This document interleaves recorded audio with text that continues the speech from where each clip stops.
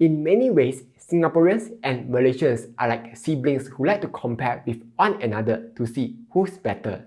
Like, whose food is better? Definitely Malaysia. Whose currency is stronger? Which country has more pretty girls? And the list goes on and on. But in this video, we'll be comparing which country has a better pension system. Is it Singapore's CPF or Malaysia's Kumpulan Wang Simpanan Pekerja, or better known as EPF? We'll be looking at the contribution rates, interest payments, and which system is more flexible when it comes to withdrawals. With that being said, let's jump right in. Alright, let's first understand how each pension system works. For CPF, it has 4 different accounts: ordinary account, special account, MediSave, and retirement account. The ordinary account has a lot more uses. The money can be used for retirement, housing, insurance, investment, and education needs. Whereas for special account is sibei special. Special until cannot special. Its main purpose is to hold our money for retirement needs. Or you can also use the money to invest. But there are a lot more restrictions in place. MediSave account is used for healthcare needs, like hospital bills and insurance payments. And finally, there's the retirement account, which is created when you reach 55 years old, and at 65, CPF will start paying you a monthly income from it. So that's the 4 CPF accounts. By looking at the name, you can more or less tell what's the purpose of each account. But in EPF, they just name the accounts as Account 1 and Account 2. I don't know about you, but if I was still working as a programmer and I gave a name like that, my team lead would be like, Anyway, Account 1 is very similar to CPF's special account, where its main purpose is to save for retirement, while allowing some of the money to be invested. Account 2 is a mix of ordinary account and MediSave account, where you can use it to pay for housing, education, and healthcare. But what are the contribution rates like? Check this out. On the left side, we have CPF contribution rates, and on the right, EPF contribution rates. But just take note, the EPF contribution rates that's shown here are the rates for Malaysian. There's a different rate for non-Malaysians, because non-Malaysians can actually contribute to EPF, while for CPF, only Singaporeans and PRs can contribute to it. Back to this chart. A few observations here. First, both CPF and EPF's total contribution rate will go down over time. This is to compensate for the lower pay when we are older. Though, for EPF, when you are above 60 years old, the contribution rates are super low. For employees, it's 0%, and for employers, it's 4%. Meanwhile, for CPF, the total contributions are all above 10%. Second, for CPF, when the employee is 60 and below, the employee contribution rate is higher than the employer's contribution rate. While for EPF, the employer's contribution is always higher than the employee's contribution. So, in a way, for CPF, the emphasis is more on the employee to contribute towards his own retirement.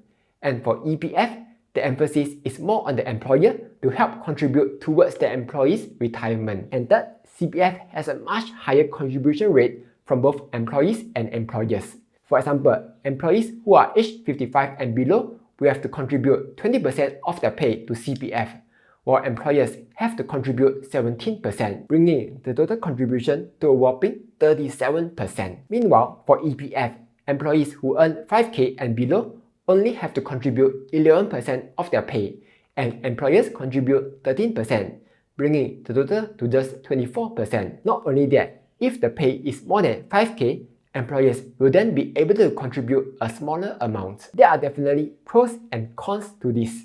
Yes, Singaporeans will kaupu that a lot of their pay goes to CPF. But the good thing is that employers are also contributing a bigger amount. So essentially, they are actually getting a higher pay through CPF as compared to EPF. Whereas for EPF, while employees have to contribute less, the employers are also contributing a smaller amount. So they will end up having less money in their EPF for retirement. Quick pause. Did you know that Weibo has some very useful tools that let you easily do research? If you head over to the company tab, you will find a financial brief for the latest quarter, key indicators, some quick summaries of their financial statements, and a peer comparison. And on the analysis tab, you will find what do analysts think about the stock. Is it a buy Or is it a sell? What's their price target and quant rating? There's even technical analysis if you are into trading. So if you have not signed up to Webull yet, you can sign up using my link down below. Find your account with $300 or more, make one buy trade within 30 days, and you will receive anywhere between 6 to 40 free fractional shares worth up to $1,000 each. And an exclusive deal of one trading voucher worth up to $100. And on top of that, if you execute another 3 option trades, you will receive 8 option trading vouchers worth up to $100 each. But wait, that's not all. If you are an existing user, there's also a deal for you. If you execute one option trade, you will also win one option trading voucher worth up to $100. With that being said, let's get back to the video. Next, let's also compare the allocation rates for different accounts. One look and you can tell that EPF allocation rate is super straightforward. When they are 55 years old and below, 70% goes to the account 1, the account that's meant for retirement, and 30% to their account 2, which is used for general purposes. Then, when they are above 55 years old, all new EPF contributions will be credited into another new account called Account Emas or Gold account. Meanwhile, CPF allocation rate is different for every age range.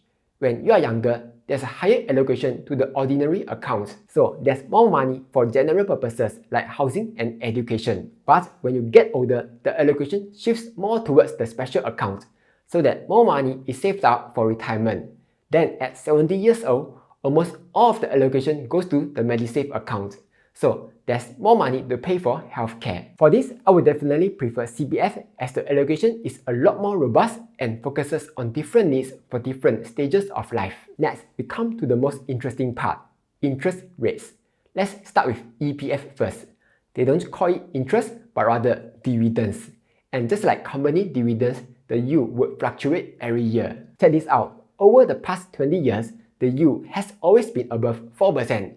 By 2010, the yields were consistently above 5%, even reaching 6.9% at one point in time. Okay, just in case you are curious what the blue line is about, it is Sharia savings.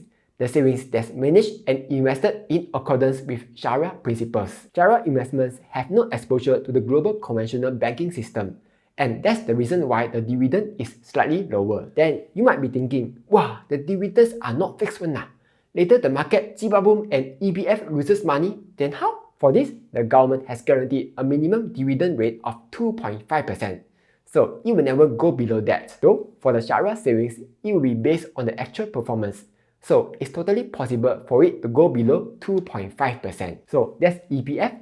For CPF, the interests are fixed and different accounts will have different interest rates. For example, ordinary account gives 2.5% interest, while special account, MediSave account, and retirement account all give 4% interest. Then, there's an additional 1 to 2% interest on the first 60k of the combined CPF balances.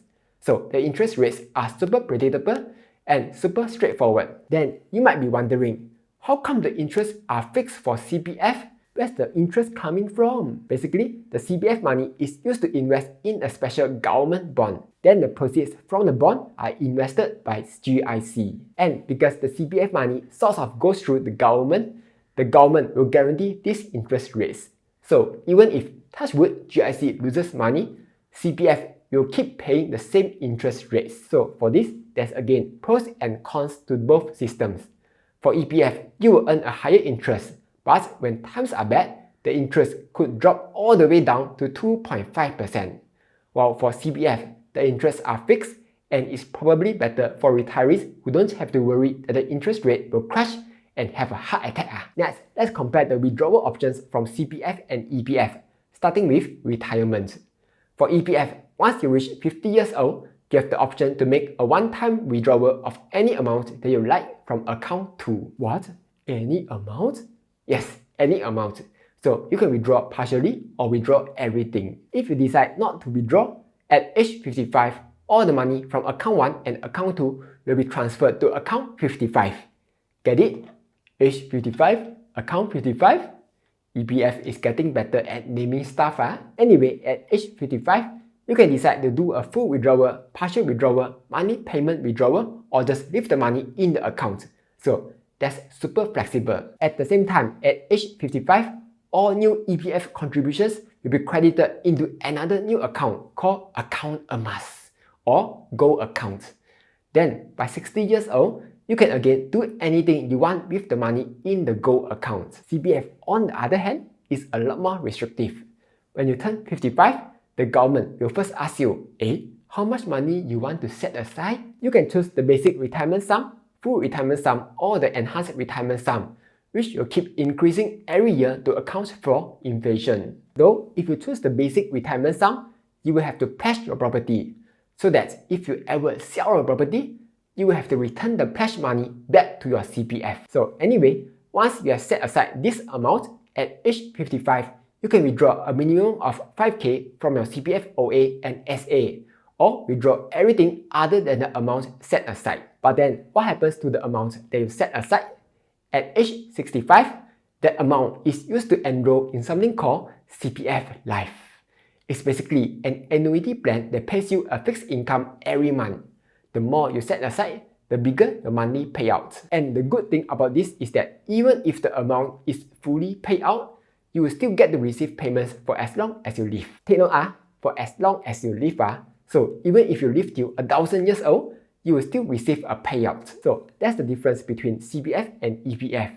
For CPF, the government is like, come, I help you keep your money. When you grow older, I will slowly give you back. While it may seem super restrictive, it's also to prevent people from going and YOLOing all the money away. On the other hand, EPF be like, nah, give you back all your money. You own self decide what you want to do, yeah? As a result, members can withdraw all their money to use now and might end up having little to no savings for their retirement. And unsurprisingly, that's what's happening right now. Recently, it was found that over half of the members have less than 10k in their EPF. As for the rest of the withdrawal options like housing, education, and healthcare, CPF and EPF are more or less similar. EPF lets you use your account to pay for housing, education, and healthcare, while CPF lets you use OA money to pay for housing and education, and Medisave money to pay for healthcare. Though, there's one big difference here. For CPF, if you do decide to use the money to pay for housing and education, it's considered as borrowing money from yourself.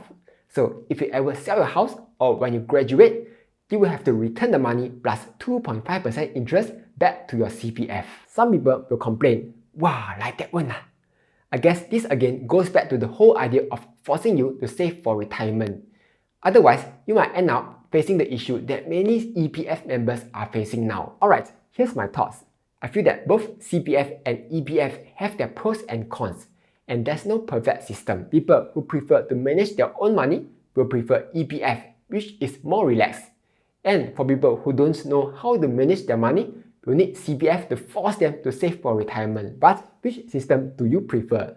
Do comment down below and let me know. And also, join my fast-growing Telegram group where you can ask me and other members any questions that you may have. Anyway, that's all for this video. Like, share and subscribe as I'll be posting new videos every Monday, Wednesday and Friday.